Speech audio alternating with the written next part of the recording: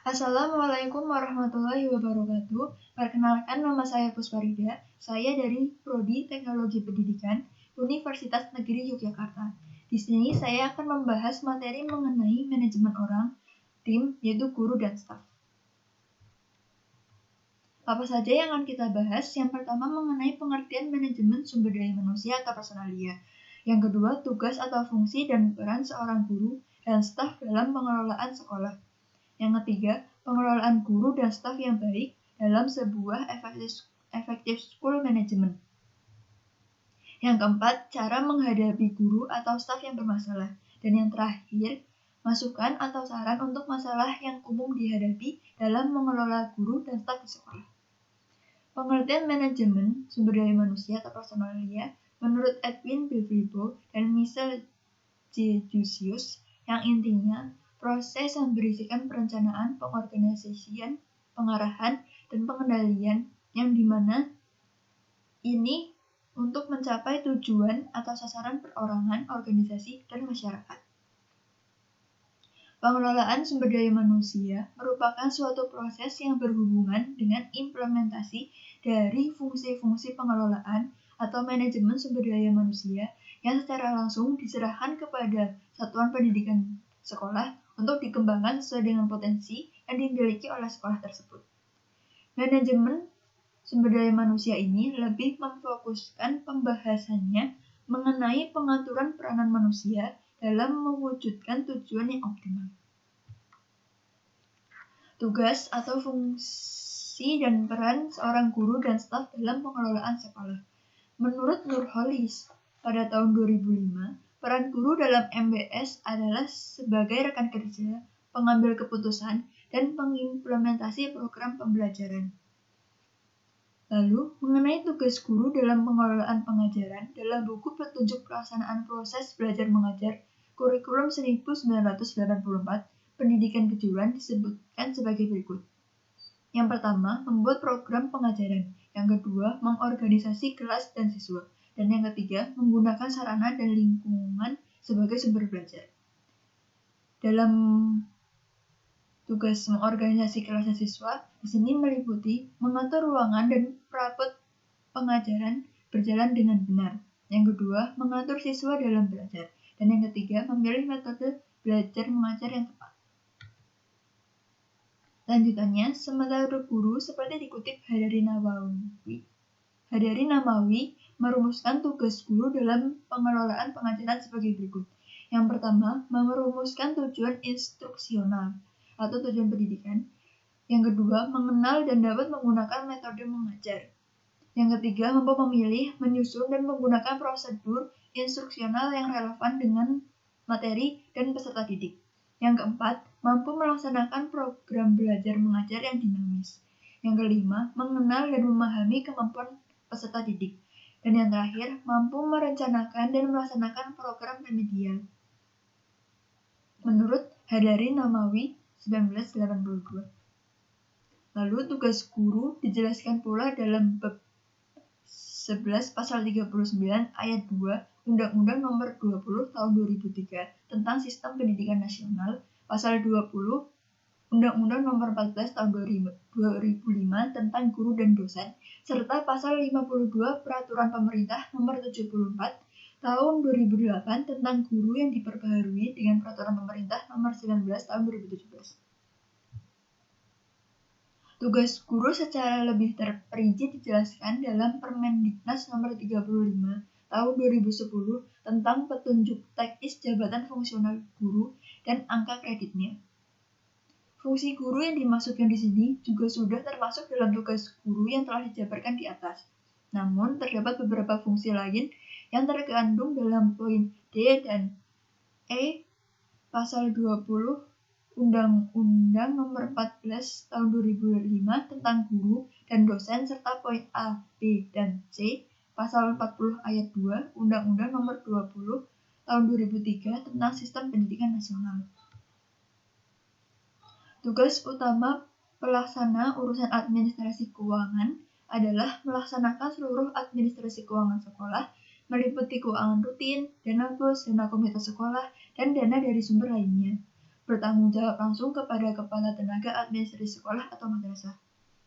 Lalu ada pula tugas bagian bidang kurikulum, yaitu mengembangkan MGMP atau musyawarah guru mata pelajaran, mengatur pendayagunaan pendidik dengan sistem deteksi terhadap pendidik-pendidik yang telah memiliki program pelaksanaan dan evaluasi belajar mengajar. Lalu, mengelola data kehadiran pendidik dalam pelaksanaan tugas mengajar. Membina lomba bidang akademis, mengembangkan sistem evaluasi, dan yang terakhir mengkoordinir pengembangan pendidik dalam memperoleh informasi baru mengenai pembelajaran. Lalu tugas staf lain, misalnya tenaga perpustakaan, tugasnya melaksanakan tugas dan tanggung jawabnya dalam pengelolaan sumber belajar di perpustakaan. Tenaga laboratorium melaksanakan tugas dan tanggung jawabnya membantu guru mengelola kegiatan praktikum di laboratorium. Teknisi sumber belajar melaksanakan tugas dan tanggung jawabnya mempersiapkan, merawat, memperbaiki sarana dan prasarana pembelajaran. Yang terakhir, tenaga kebersihan melaksanakan tugas dan tanggung jawabnya dalam memberikan layanan kebersihan lingkungan sekolah. Lalu pengelolaan guru dan staf yang baik dalam sebuah effective school management. Ruang lingkup pengelolaan SDM dalam manajemen berbasis sekolah yang meliputi pertama, perencanaan pegawai. Perencanaan pegawai ini merupakan kegiatan untuk menentukan kebutuhan pegawai baik secara kuantitatif maupun kualitatif untuk sekarang dan masa depan. Beberapa tujuan dari perencanaan sumber daya manusia ini meliputi untuk menentukan kualitas dan kuantitas pegawai yang akan mengisi semua jabatan dalam organisasi atau lembaga. Yang kedua, untuk menghindari terjadinya mismanagement dan tumpang tindih dalam pelaksanaan tugas. Yang ketiga, selanjutnya untuk mempermudah koordinasi, integrasi, dan sinkronisasi sehingga produktivitas kerja meningkat. Lalu, untuk menghindari kelebihan pegawai.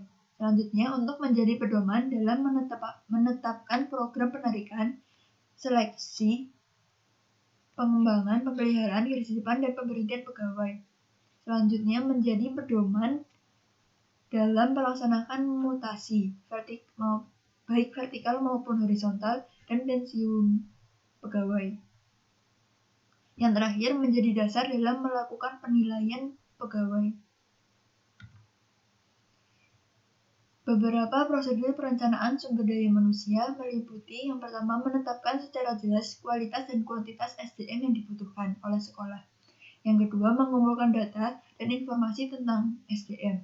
Yang ketiga mengelompokkan data dan informasi serta menganalisisnya. Yang keempat menetapkan beberapa alternatif.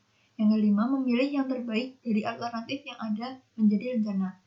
Dan yang terakhir, menginformasikan rencana kepada para pegawai untuk direalisasikan. Langkah berikutnya dalam pengelolaan sumber daya manusia ini, dalam pengelolaan guru dan staf ini, yaitu pengadaan pegawai. Pengadaan pegawai merupakan kegiatan untuk memenuhi kebutuhan pegawai pada suatu lembaga, baik jumlah maupun kualitasnya. Proses langkah-langkah dalam pengadaan pegawai ini meliputi peramalan kebutuhan tenaga kerja, yang kedua, penarikan atau recruitment, yang ketiga, seleksi atau selection. Unsur standar dalam pengrekrutan pegawai ini, yang pertama, uraian tugas, profil pribadi dari SDM tersebut, menarik calon yang cocok sesuai dengan kriteria yang dibutuhkan sekolah, formulir permohonan, yang kelima preferensi, dan yang keenam melakukan wawancara. Proses selanjutnya dalam pengelolaan guru dan staf ini yaitu pembinaan dan pengembangan pegawai. Fungsi pembinaan dan pengembangan pegawai merupakan fungsi pengelolaan personil yang mutlak perlu untuk memperbaiki, menjaga, dan meningkatkan kinerja pegawai. Pembinaan dan pengembangan pegawai bisa melakukan pendidikan dan pelatihan perlu dilakukan setiap organisasi atau lembaga atau sekolah karena akan memberikan manfaat bagi organisasi atau lembaga, pegawai, dan masyarakat konsumen.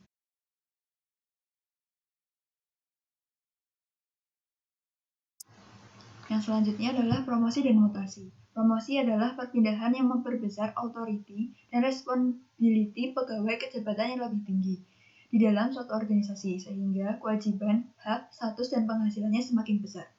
Mutasi termasuk dalam fungsi pengembangan pegawai karena tujuannya adalah untuk meningkatkan efisiensi dan efektivitas kerja dalam organisasi dan lembaga. Promosi pendidik dan tenaga pendidikan berdasarkan asas kemanfaatan, kepatutan, dan profesionalisme. Yang selanjutnya adalah pemberhentian pegawai. Pemberhentian di sini adalah pemutusan hubungan kerja seseorang pegawai dengan suatu organisasi atau lembaga.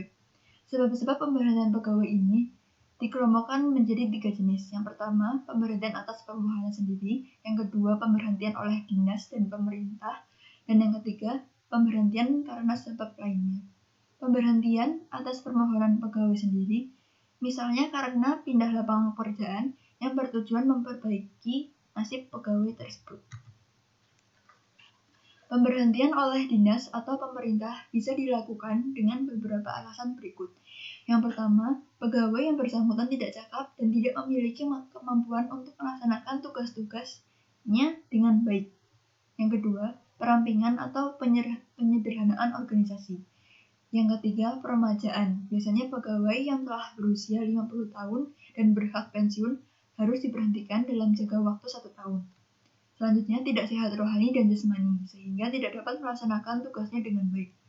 Lalu, melakukan pelanggaran tindak pidana sehingga dihukumi kurungan penjara atau hukuman lainnya. Selanjutnya, melanggar sumpah atau janji PNS. Guru dapat diberhentikan dengan hormat dari jabatan sebagai guru karena meninggal dunia, mencapai batas usia pensiun, atas permintaan sendiri, sakit jasmani atau rohani, dan yang terakhir berakhirnya perjanjian kerja atau kesepakatan kerja. Sedangkan guru dapat diberhentikan dengan tidak hormat dari jabatannya karena melanggar sumpah dan janji jabatan, lalu melanggar perjanjian kerja atau kesepakatan kerja bersama, dan yang terakhir melalaikan kewajiban dalam menjalankan tugasnya selama 1 tahun atau terus-menerus. Lalu ada kompensasi. Kompensasi adalah balas jasa yang diberikan organisasi kepada pegawai yang dapat dinilai dengan uang ataupun bentuk lainnya dan mempunyai kecenderungan yang diberikan secara tetap. Dan yang terakhir adalah penilaian pegawai. Untuk melihat apakah pegawai yang dilatih dan dikembangkan itu memperoleh manfaat dari apa yang mereka lakukan, maka perlu dilakukan evaluasi atau penilaian atas prestasi pegawai tersebut. Untuk penilaian di sini difokuskan pada prestasi individu dan peran sertanya dalam kegiatan sekolah. Bagi para pegawai, penilaian berguna untuk umpan balik berbagai hal seperti kemampuan, pelatihan, kekurangan, dan potensi yang pada gilirannya bermanfaat untuk menentukan tujuan, jalur, rencana, dan pengembangan karir.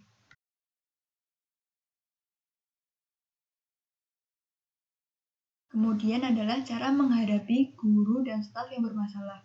Salah satu masalahnya yaitu dalam masalah kedisiplinan guru. Upaya yang dapat dilakukan untuk meningkatkan disiplin guru maupun staf adalah sebagai berikut. Sekolah harus memiliki sistem pengendalian ketertiban yang dikelola dengan baik. Yang kedua, adanya keteladanan disiplin dalam sikap dan perilaku dimulai dari pimpinan sekolah. Yang ketiga, mewajibkan guru ataupun staf untuk mengisi agenda kelas dan mengisi buku absen atau daftar hadir dan pulang yang disiapkan oleh petugas piket. Lalu, pada awal masuk sekolah, kepala sekolah bersama guru dan staf membuat kesepakatan tentang aturan kedisiplinan. Selanjutnya, memperkecil kesempatan guru untuk izin meninggalkan kelas. Dan yang terakhir, setiap rapat pembinaan diumumkan frekuensi pelanggaran oleh guru maupun staf dari pelanggaran terendah sampai pelanggaran yang tertinggi.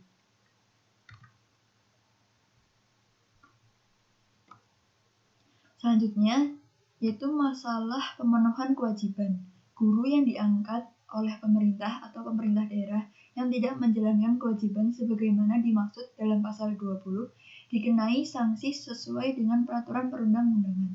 Sanksinya berupa teguran, peringatan tertulis, penundaan pemberian hak guru, penurunan pangkat, pemberhentian dengan hormat, dan pemberhentian tidak dengan hormat. Menurut Undang-Undang Republik Indonesia Nomor 14 Tahun 2005 tentang Guru dan Dosen. Permasalahan lainnya yaitu rendahnya kompetensi guru. Berdasarkan Permenik PAN dan RB Nomor 16 Tahun 2019, kegiatan pengembangan diri bisa dilakukan dengan dua macam cara, yaitu pendidikan dan pelatihan atau diklat, serta kegiatan kolektif guru. Lalu, masalah umum yang sering terjadi dalam mengelola guru dan staf di sekolah. Masalah umum yang sering dihadapi dalam mengelola guru dan staf di sekolah adalah masalah pengembangan dari guru maupun staf itu sendiri. Masukan atau saran saya sebagai teknologi pendidikan yang mungkin bisa menyelesaikan masalah tersebut yang menurut Sadarmayanti dalam Fatah Syukur tahun 2012, metode pengembangan yang ditujukan kepada guru dan karyawan pendidikannya bisa melalui yang pertama on the job, yaitu metode pengembangan yang dilakukan dengan cara guru dan staf atau karyawan ditempatkan langsung di tempat kerjanya. Metode on the job sendiri ada dua, yaitu cara informal dan formal. Yang kedua, melalui demonstration and example, yaitu metode pengembangan yang dilakukan dengan cara peragaan dan penjelasan bagaimana cara-cara mengajar yang baik melalui contoh-contoh dengan media pembelajaran yang telah disediakan yang kemudian didemonstrasikan. Biasanya demonstrasi ini dilengkapi dengan gambar, teks, diskusi, video, dan berbagai macam bentuk lainnya. Dan yang terakhir yaitu classroom method, yaitu metode pengembangan yang dilakukan pertemuan di dalam kelas, di antaranya pengajaran yang biasa dilakukan dalam pembelajaran maupun perkuliahan. Yang kedua, seminar. Yang ketiga, instruksi terprogram atau program instruction. Dan yang terakhir, bermain peran atau role playing. Lalu ada pula jenis pengembangan guru dan karyawan pendidikan dapat dikelompokkan atas pengembangan secara informal dan pengembangan secara formal, menurut Hasibuan tahun 2007. Selain itu, sebenarnya sudah ada cara yang biasanya dilakukan oleh guru dalam meningkatkan kemampuan profesionalnya, di antaranya yaitu melalui pendidikan dan pelatihan yang diselenggarakan oleh pemerintah maupun pihak yang memiliki komitmen terhadap pendidikan. Yang kedua, sanggar kegiatan guru. Yang ketiga, KKG atau kelompok kerja guru. Yang keempat, MGMP atau musyawarah guru mata pelajaran. Selanjutnya, program penyetaraan. Selanjutnya, seminar pendidikan. Dan yang terakhir, pengkajian literatur. Terima kasih. Mungkin sekian pembahasan materi mengenai manajemen orang, tim, yaitu guru dan staf.